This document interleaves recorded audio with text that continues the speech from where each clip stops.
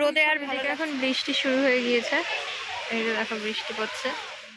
Good morning, চলে এসেছি আরও একটা নতুন ব্লগ নিয়ে। কেমন আছো সবাই? আশা করি খুব ভালো আছো। আমরা কিন্তু বিন্দাস আছি।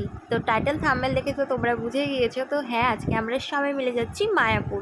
তো মায়াপুরে গিয়ে আমরা সারাদিন কী কী করছি না করছি সবটাই তোমাদের সাথে শেয়ার করবো। তোমরা ভিডিওটা কন্টিনিউ দেখতে থাকো।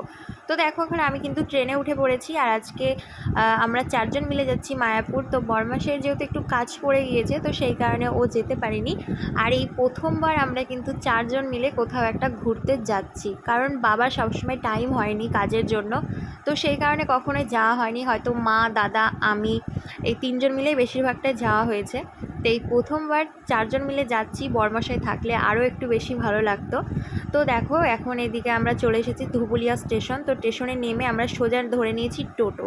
তো এখন টোটো করে আমরা সোজা চলে যাব একদম মায়াপুরে। তো আর এদিকে কিন্তু রাস্তাটা পুরো ঝাঁকুনি দিচ্ছিল, যেহেতু আমাদেরকে একটু ভিতরের রাস্তা দিয়ে নিয়ে যাচ্ছিল। তো কি বলবো, মেন রাস্তা থেকে ভিতরের রাস্তা দিয়ে যেতে যেন বেশি ভালো লাগছিল। চারিদিকটা সবুজে ঘেরা, তার মাঝে কিন্তু দেখো নীল আকাশ। নীল আকাশটা দেখতে ভীষণই ভালো লাগছিল। তো এবার বলি, মায়াপুরে এই নিয়ে আমার হচ্ছে 3বার যাওয়া হবে। তো 2বার আমি বিয়ের আগে গেছি, আর এইবার বিয়ের পর প্রথম যাচ্ছি। তো অনেক দিন থেকেই মায়াপুর যাব করে ভাবছি। বলে না, প্ল্যান করলে প্ল্যান কখনো কাজে দেয় না, হট করে প্ল্যানটাই বরঞ্চ কাজে দেয়। তো আমাদের এই ক্ষেত্রেও তাই হয়েছে। অনেক দিন থেকে যাব করি, কিন্তু আমাদের যাওয়া হয় না। সেই শেষ কিন্তু হুট করে এই প্ল্যানটা হয়েছে যে মায়াপুর ঘুরতে যাব।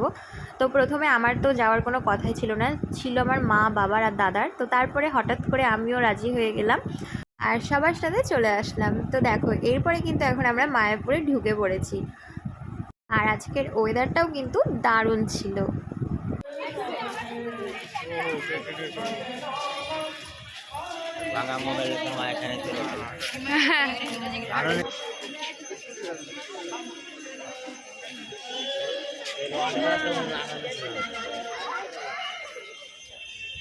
তো মায়াপুরে আমরা এসে প্রসাদ খাওয়ার টিকিটটা কেটে নিয়েছি, যেহেতু ওদের টিকিট দেওয়া শুরু হয়ে গিয়েছিল আর আমাদের আস্তে আস্তে 12টা বেজে গিয়েছিল।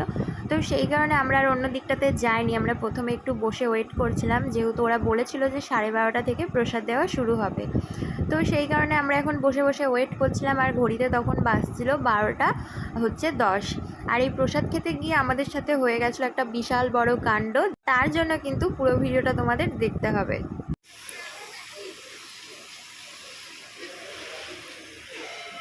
শুধু হেঁটে মরো। হ্যাঁ, এরপরে বেশ কিছুক্ষণ বসে বসে, যেহেতু ঘড়িতে এখন বেজে গেছিলো 12:30, সেই কারণে আমরা এখন যাচ্ছিলাম প্রসাদ খাওয়ার ওখানে। জায়গাটার নামটা আমার ঠিক মনে পড়ছে না, যেখানে প্রসাদ দেওয়া হয়। তোমরা যারা জানো অবশ্যই কিন্তু কমেন্ট করে জানিও। আমিও জানি, কিন্তু আমার এই মুহূর্তে মনে পড়ছে না।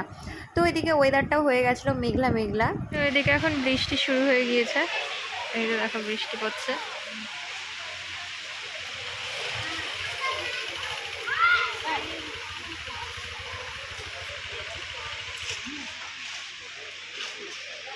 এরপরে আমরা দেখো প্রসাদ খাওয়ার লাইনে দাঁড়িয়ে পড়েছিলাম। আর এই লাইনটা ছিল 40 টাকার টিকিটের। যেহেতু আমরা 50 টাকার টিকিট কেটেছিলাম, তো আমরা না জানতাম না সেরকম। তো ওই জন্য আমরা এখানেই দাঁড়িয়ে গিয়েছিলাম, অনেকটা কাছাকাছিই দাঁড়িয়েছিলাম। আর এই ছিল আমাদের 50 টাকার প্রসাদ খাওয়ার টিকিট। তো এরপরে দেখো লাইনটা ছেড়েও দিয়েছিল 12:30 পৌনে 1টার দিকে। তো তারপরে দেখো আমরা প্রথমের দিকেই ছিলাম। এরপরে মুখের কাছ থেকে আমাদেরকে আবার ঘুরিয়ে দেওয়া হয়েছিল, কারণ আমাদের এই 50 টাকার টিকিটটা ছিল অন্যদিকে লাইন ছিল। তো সেখান থেকে দেখো আবার চলে এসেছি, আর সবার লাস্টে পড়ে গিয়েছিলাম। তো এই লাইনের চক্করে আমাদের পুরো 2 ঘন্টা কেটে গিয়েছিল। কি বলবো, আমাদের খেতে খেতে বসতে প্রায় 2টো বেজে গেছিলো। আর দেখো খুব ভিড়।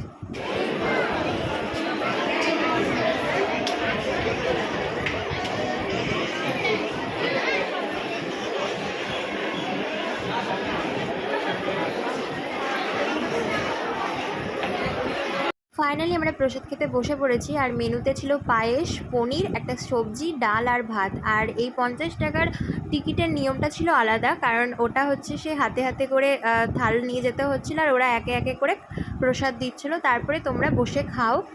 আর দ্বিতীয়বার কারো প্রসাদ লাগলে সেটা আবার উঠে গিয়ে নিতে হবে। তো এরকমই সিস্টেমটা ছিল। এর আগে যখন এসেছিলাম তখনকার সিস্টেমটা ছিল আলাদা, আর এবার এসে সিস্টেমটা দেখলাম আলাদা। আর এই যে দেখো, এখন খাওয়া দাওয়া করে কিছুক্ষণ রেস্ট নিয়ে এখন আমরা ওই পুরনো মন্দিরের দিকে যাচ্ছিলাম। আর ভীষণই রোদ, কিছুক্ষণ আগে যে এত বৃষ্টি হয়েছে কেউ বলবেই না। রোদে তো দেখো আমি তাকাতেই পারছি না। তো এরপরে দেখো এখন আমি চূড়াটার ভিডিওটা ভালো করে নিচ্ছিলাম। তখন তো দূর থেকে করা হয়েছিল। আর প্রচুর প্রচুর রিলস বানিয়েছি, যেগুলো তোমরা আমার ইনস্টাগ্রামে জবা মণ্ডল 98 দেখতে পারবে। তো সবাই যাও আমার ইনস্টাগ্রামের পেজটাকে একটু ফলো করে দাও, আর সবাই আমার পাশে থেকো। তো দেখো এই যে এখন চলে এসেছি পুরনো মন্দিরের সামনেটাতে। আর তোমরা তো ভালো করেই জানো মন্দিরের তো ভেতরে কিছুই দেখতে দেয় না। তো এখন আমরা ফোন টোন সব কিছুই জমা করে নেব। তো যেহেতু আমরা মায়াপুর অনেকবারই এসেছি, তো চারিদিকটা আমাদের ঘোরা আছে, তো সেই কারণে আমরা আর বেশি দূর যাইনি। আমরা সারাটা দিন মন্দিরের মধ্যেই ছিলাম। তো দেখো এই যে মন্দির থেকে এখন বেরিয়ে গিয়েছি। এখন দেখো বিকেল হতে শুরু করেছে। তো এই যে আমি একটু ভিডিও নিয়ে নিলাম। এরপরে আমরা বাড়ি যাওয়ার জন্য এখন রওনা দিব। তো তার আগে এই যে একটা গুপি ডেশের দোকানে ঢুকেছিলাম। তো আমার একটা গুপি ডেশ আছে, তো ভেবেছিলাম আর একটা নিব, কিন্তু প্রচণ্ড দাম। তো সেই জন্য আর গুপি টুপি নিলাম না। এদিকে এই দোকানপাটগুলো দেখতে দেখতে চলে আসলাম। তো সাথে একটা ছোট্ট গোপাল নিয়েছিলাম আমাদের বাড়ির ওই পুচকুটার জন্য, মা নিয়েছিল।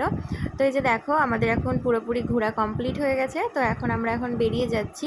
তো মায়াপুরে আসলে না ভীষণই ভালো লাগে। তো যেহেতু মায়াপুর এর আগেও এসেছি, পুরোটাই দেখা আছে, তো সেই কারণে আমরা আর এদিক ওদিক যাইনি। তো এরপরে দেখো সোজা আমরা ধরে নিয়েছি বাস। মায়াপুরের সামনে থেকে আমরা বাসটা ধরে নিয়েছি। তো তারপরে আমরা ধুবুলিয়া পর্যন্ত যাব, তারপরে ধুবুলিয়া থেকে আমরা আবার বেথুয়া যাওয়ার বাসটা ধরে নেব। আর এই দিকে কিন্তু ভালোই বৃষ্টি হয়েছে, রাস্তাঘাট দেখে তো বুঝতেই পারছো। তো এরপরে আমরা ধুবুলিয়াতে নেমে আবার বাস ধরে নিয়েছি, আর এখন বেথুয়া পার করে চলে এসেছি, আর এখন টোল ট্যাক্স পার করছি। তো এই ছিল আমার সারাদিনের মায়াপুরের ব্লগ। তোমাদের কেমন লাগলো অবশ্যই জানিও। ভালো লাগলে লাইক, কমেন্ট, শেয়ার আর সাবস্ক্রাইব করে দিও। খুব তাড়াতাড়ি নতুন একটা ব্লগে দেখা হবে। Tata, bye, good night.